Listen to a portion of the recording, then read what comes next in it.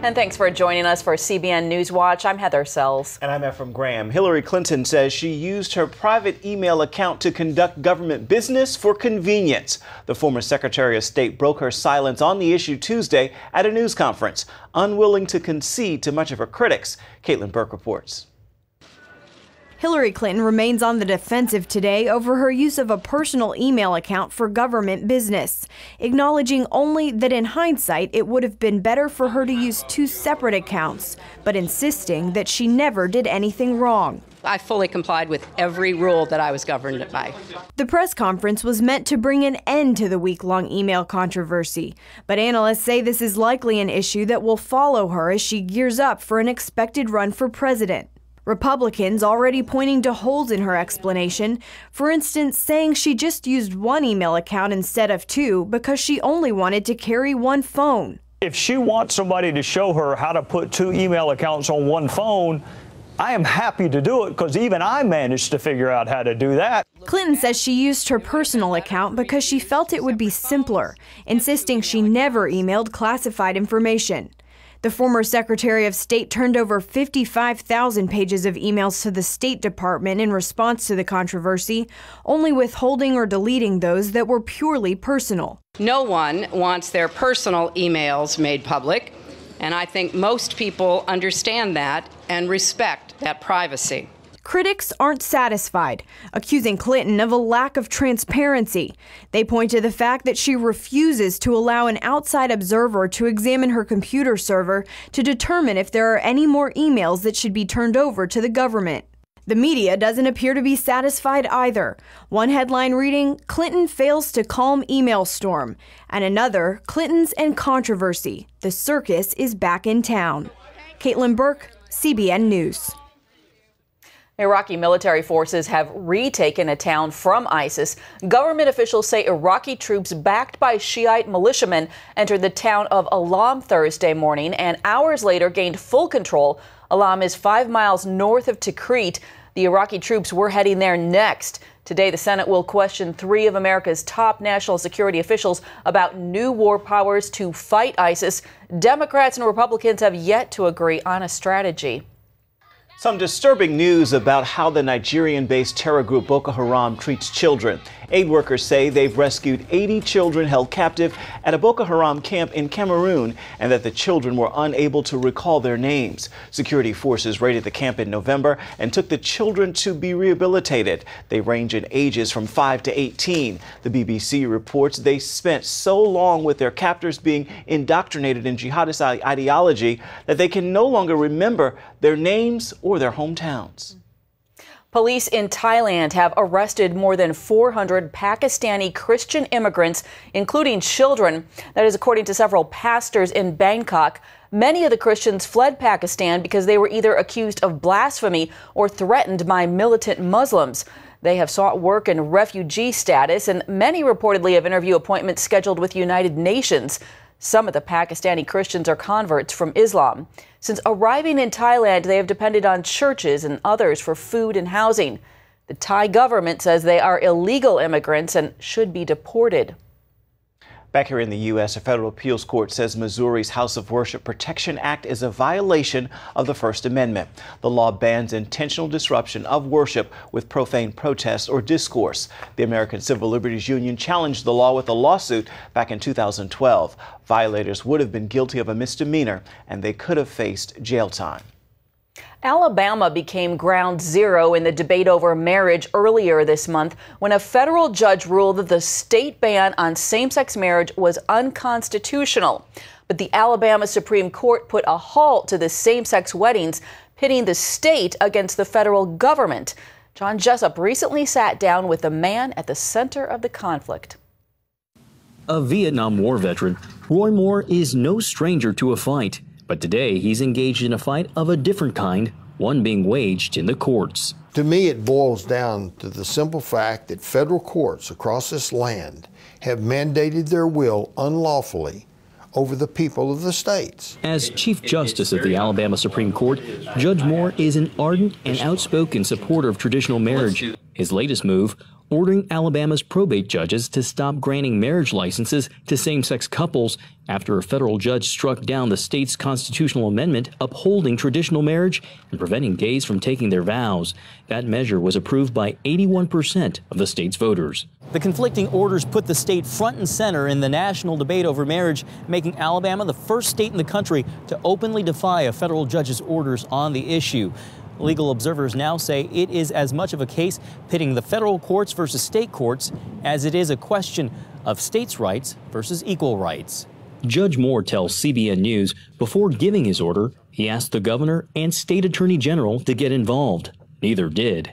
Moore's position is that state courts have just as much authority to interpret the U.S. Constitution as the federal courts do, and that the debate over marriage isn't about equal protection. Instead, it's about redefining an age-old institution that has long formed the foundation of families. No federal court, to include the United States Supreme Court, has authority to go into the Constitution and define the word marriage. If we allow federal courts to intrude into the subject of marriage, then they will intrude into the subject of parent and child and husband and wife. Critics call Moore a bigot, homophobic, and intolerant.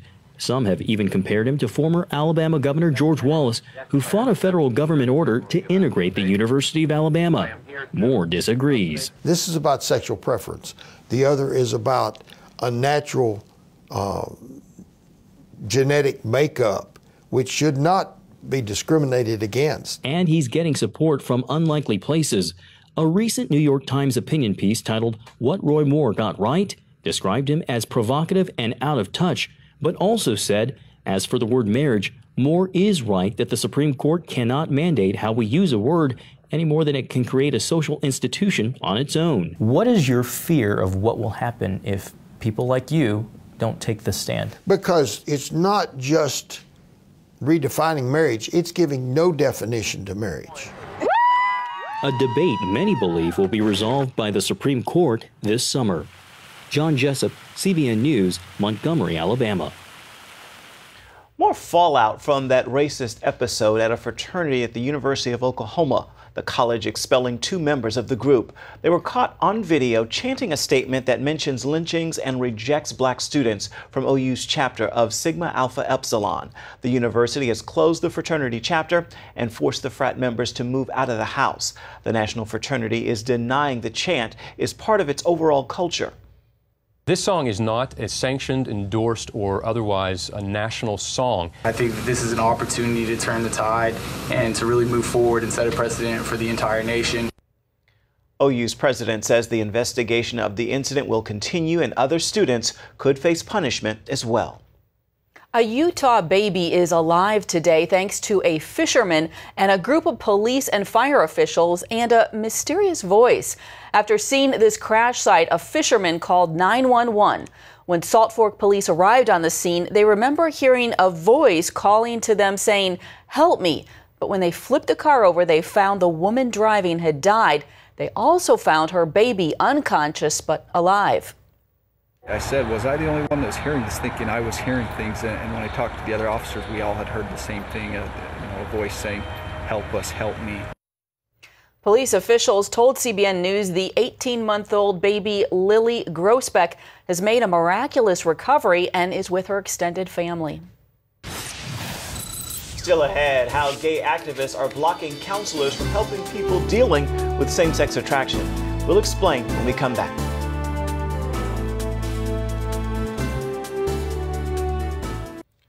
A new hurdle for counselors who work with patients who want to overcome same-sex attraction. Psychology Today is now siding with gay activists who have been pushing to ban any kind of conversion therapy. The magazine is now banning all psychologists who offer the therapy from its directory of practitioners. And Heather Sells joins us now, and you have, of course, been covering this for quite some time in terms of battles, and you've also written a blog on it. How significant is this first thing that they've done here at Psychology Today? Right. Well, Psychology Today is not a major publication, and what they have done is they've banned the ads, but not a lot of licensed counselors, psychologists are advertising conversion therapy simply because there's not research that says it works. So no one really wants to say, hey, yeah, come in, I'll change you, because there's no evidence right now. There's no magic formula to change someone's sexual orientation. At the state level, what's happening with these battles? Right. Well, and that's really interesting because there really is a battle over what happens in the therapy room, and the counselors are really concerned about their free speech rights. So you've got in California and New Jersey, you have this therapy has been banned. And then you have in Oklahoma a complete reverse momentum going on. You have them saying, hey, we really want counselors to be able to say what they want to say in the therapy room, and we want patients to be able to ask for help with unwanted same-sex attraction. So you have a big debate really over free speech going on. It's going to be interesting to see how it all plays out. Indeed, indeed. Now, of course, these counselors are just wanting to help people. How difficult is it for them? Are they being ostracized? Yeah, there is an underlying, I think, concern and fear, and there have been cases, Ephraim, where they have taped, they have gone in, gay activists have gone into therapy rooms and said, you know, posing as someone who wanted help and really were not legitimate. And so there is this concern, I think, in the counseling world that I need to be careful. This is a very political issue, and I need to, you know, I need to be careful in what I say. Indeed, indeed. Where is all this heading, you think? I think it's going to be interesting to see what happens in Oklahoma. I think the conversation around free speech is going to continue. I think counselors really are wanting to make sure that free speech rights are maintained. A lot of parents want parental rights, and they want freedom of religion. They want, if they need help for their kids, if they think their kids need help, to be able to get that help. So I think the conversation is going to continue. I think there's a possibility if Oklahoma passes this bill, and then it gets appealed, and then you've got different federal courts disagreeing, that it could ultimately end up at the Supreme Court level. So, you know, there's a lot ahead, I think, on this issue. All right, we'll be counting on you to keep us posted. Thank you so much. Up next, picture this. Just overhead, a nuclear reactor underneath 5,000 people around you. See how Christians are coping aboard the USS Theodore Roosevelt. That story is coming up next.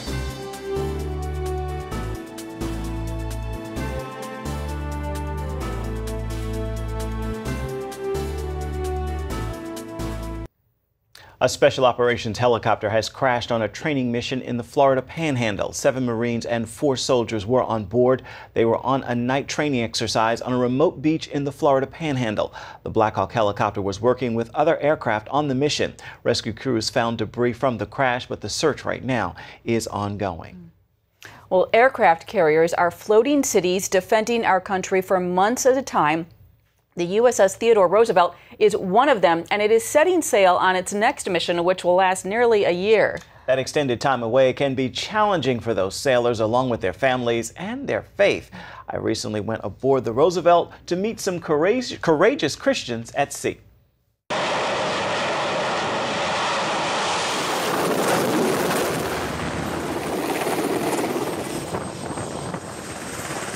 The USS Theodore Roosevelt.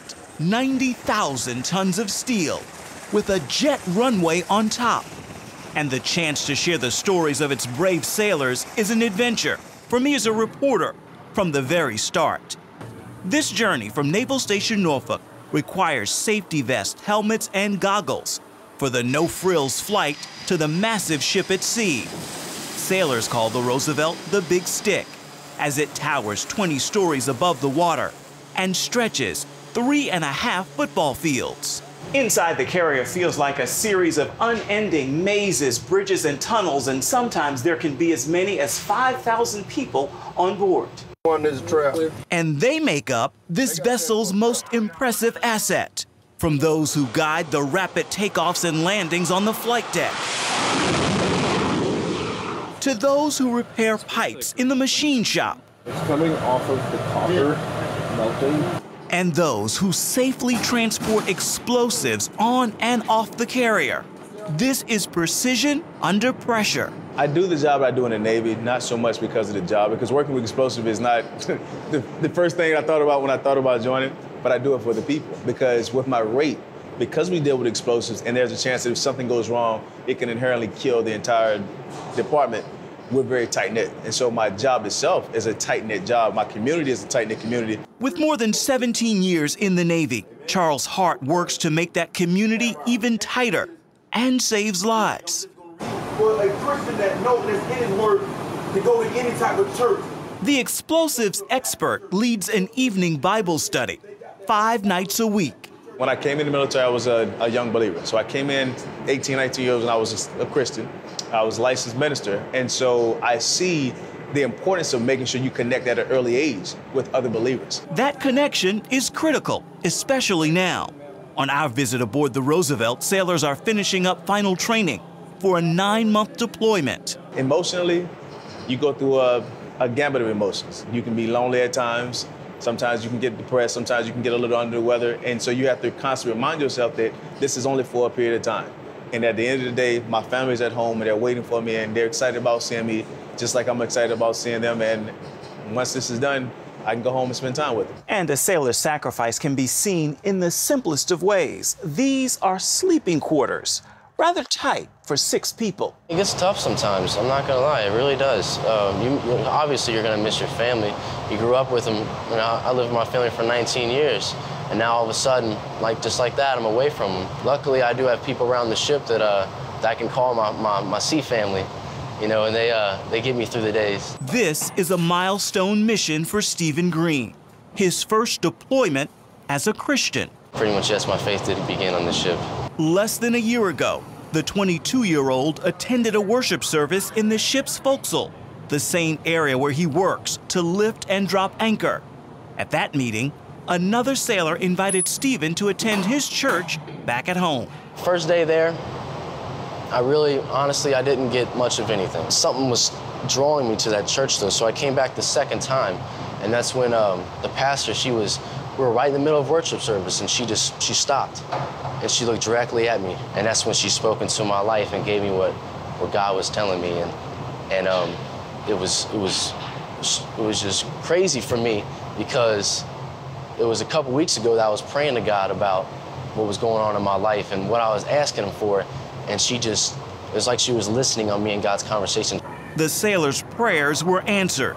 He accepted Christ, stopped drinking, and found freedom in the Christian faith he first discovered aboard the ship. It was really bad.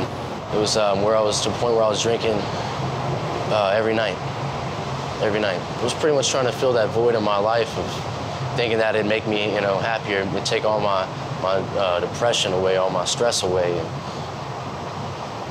yeah, I mean, obviously it did not. I needed God. I'm actually 8 months sober now. And it was, for a lot of friends that I used to have, it was, they didn't really get it. They didn't really understand it. Green beat the odds, which show alcohol abuse is a significant problem for young people in the military. He now prays when the big stick sets sail, those old drinking buddies will someday join him. Everybody in here, please pray for him. At a ship Bible study, a ship church service. Or they'll simply pause to truly hear one of the ship's nightly prayers. Life as a Christian at sea can be very similar to life as a Christian in port, depending on how you connect yourself with other believers. And the connection provides added protection. So many opportunities for discipleship and evangelism on that ship. Indeed, indeed. We're actually doing a story on evangelism next on that, how difficult it is for Christians to do that, but amazing people. Great stuff. We'll be right back. Yes. 7, 6, 5.